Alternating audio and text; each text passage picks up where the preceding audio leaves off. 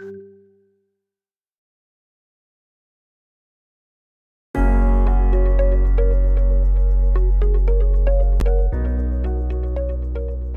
are several ways that we're going to validate what your personal preferences are.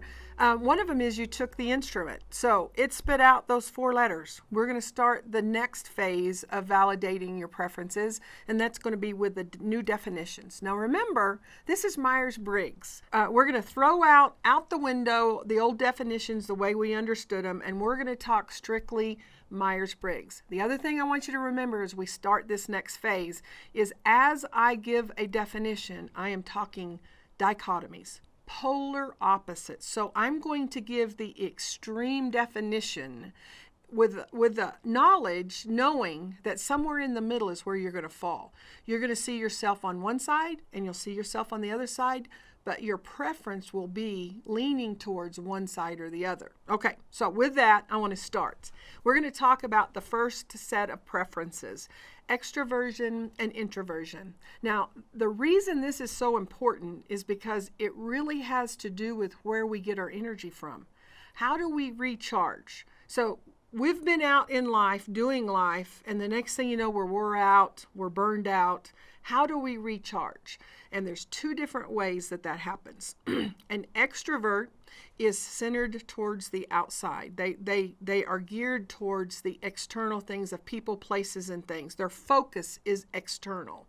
So they get their energy from people, places, and things. An extrovert is very likely to take on a lot of different hobbies at one time. They want to experience life. An extrovert thinks out loud. So if a thought comes into the brain of an extrovert, they're processing it by thinking and talking out loud. An extrovert likes a wide array of friendships. They're easily approachable. If an extrovert gets on an elevator, they're not very likely to be comfortable with the silence. So they're the ones that are probably going to say hello first. Whereas an introvert are geared towards their internal. They reflect. So rather than being focused externally like an extrovert is, they are focused internally, and they recharge by going inside their own thoughts, their own little world. An introvert is going to have maybe one hobby that they really enjoy and they really get into it and they really want to master that one hobby. So, somebody wants to take up golf and they happen to be an introvert, they're going to buy all of the best clubs, all the best equipment, and they're going to work on that one thing until they feel like they've got it mastered. That's an introvert. An introvert gets on in the elevator with somebody, they're quite comfortable with the silence. They don't have to speak. An introvert thinks first and then they speak. Where that extrovert is talking out loud and thinking out loud, the introvert thinks in silence, they pause, they reflect, and then they're going to speak. An introvert's very likely to have maybe 1 or 2 best friends their entire life. They will have acquaintances, but they will really only focus in on 1 or 2 best friends. They want to experience the internal aspect of their life rather than the external part. So again, as I mentioned, they're going to be very selective about what activities they have. If you go into a party, there's a lot of biases built into these different definitions, the extroversion versus introverts. The introverts are biased thinking. The extroverts are just talkative. They bounce off the walls. They're hyperactive. Those are not truths. Those are biases. The extroverts, on the other hand, will think that the introverts are shy and they're bashful and they're socially awkward. That's not true either. So we throw those out the window and we understand that God created us the way we are, perfectly and wonderfully in His image. And an introvert enjoys the social interactions every bit as much as an extrovert does, but the way they enjoy it is different. And the draw on their energy is different. So being the extrovert that I am, I have a headache, a backache, take me to the mall. Take me to church. Get me around people. While I may still have a headache and a backache, I am going to completely forget that I have it. May not even experience the pain of those 2 things because I'm drawing energy from the people that I'm around. An introvert, on the other hand, they have a headache and a backache, spent a long day at work. They want to go home around their close circle of people that they're comfortable with, and they want time to be able to reflect and recharge. It's just the difference in the way they are. So introvert enjoys going to a social gathering, so does an extrovert. But when an extrovert goes, you can identify your extroverts because they'll be in the middle of a group and the whole group may be talking. For sure, that extrovert's very comfortable being the life in the center of the party. An introvert, on the other hand, you can look around the room and you can identify the introverts because they'll be over to the side having one-on-one conversations. Again, just a difference in the way we get energy, how we exert our energy. An extrovert, by the time the party's about over, is ready to keep going. They can go all night long because they've gathered energy throughout the evening at their social event. Where an introvert, after a couple, 2 or 3 hours, they're more likely to say, okay, it's time to go home. Just the way we're created, just the difference in the way we get our energy. So it's not always easy when we're type watching to determine who may be an introvert or who may be an extrovert. Because an introvert, if they have been given notice on what there's to talk about, if it's on a topic they're very comfortable with, or they're around people that they're comfortable with, they'll extrovert just like any introvert. It'll be hard to identify the fact that they're truly an introvert. Now, how do we type watch? One of the ways I can tell whether or not somebody's extroverted or introverted is ask them a question. And an extrovert, remember, will think out loud and answer your question just like that. An introvert will contemplate the question, think about the question, pause, and then they'll answer you.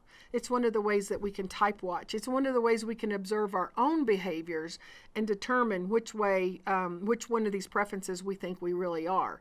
So it's very important in our communication style. You know, one time I went into an office and I was there to troubleshoot and I was looking for more efficient ways to do things, and I put my hand on my chin just like this and I'm looking at the equipment around, and I said, you know, if I move that distribution case over closer to the back dock where all of the mail comes in, probably could save a lot of time and money. And I turned around, went back to my office and got on a telecon, was busy for a couple hours. When I come back out, lo and behold, somebody had moved that distribution case from here to there. And I went, whoa, what's happened? Well, my maintenance guy smiled and said, well, you said you wanted to move it. I said, no, I was just thinking out loud. So I've learned as an extrovert that when I'm around a group of people that may not be familiar with me and my preferences, I will just let them know up front, listen, guys, I think out loud. So just because something's coming out of my mouth doesn't mean I've made a decision. It means I'm thinking. And you know, for me as an extrovert, I oftentimes hear the voice of my Father through my processing as I'm talking to one of my safe people out loud. So, I'm seeking God in a certain area and I've been praying to him, asking him for answers. And so I get a chance to meet up with Hannah or with Debbie or somebody. And I start talking about what I'm experiencing. And all of a sudden in the middle of my conversation with him, I'll go, oh, I just got it. I just heard God. He just spoke to me. That's because I'm an extrovert. An introvert's very likely to want to go into their prayer closet, want to go to that place where they go to recharge and have that quiet time. They may not be saying anything at all when God inserts his thought in the middle of their thoughts and they go, oh, I got my answer.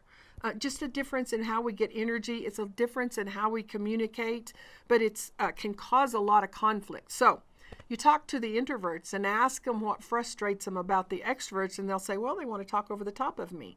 Or the introvert will say, well, you're always answering my questions for me. The extroverts, on the other hand, will say, well, we never know what an introvert thinks. They're not ever expressing themselves. Well, an introvert will tell you in answer to that, if you want to know what I'm thinking, ask. All you have to do is ask.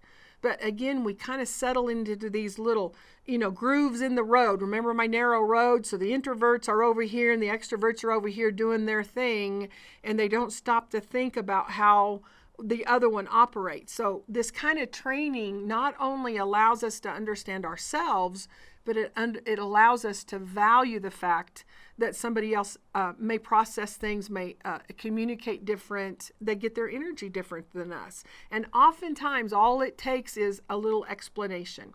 I explain that I think out loud and I haven't made a decision just because I'm speaking it. An introvert, on the other hand, may say, now, understand how I am as an introvert. I'm going to think first and then I'm going to respond. And I oftentimes will keep my thoughts to myself unless you ask. So if you want to know something about me or you want to know my position on a topic, simply ask, and then I'll be happy to answer for you. And so it creates a much richer environment when we allow each other to be the way they were created and we come together for the common good. So extrovert versus introvert. So I hope you wrote down extrovert on your paper, introvert on your paper. And as I went through the explanations, you're going, I can see a little bit. I'm an extrovert, but I still have to have my time of introverting at times. Introverts, as I mentioned, can be as extroverted as anybody when they're talking on a topic. So now try to figure out which one is the closest to your personality that you believe, extroversion or introversion.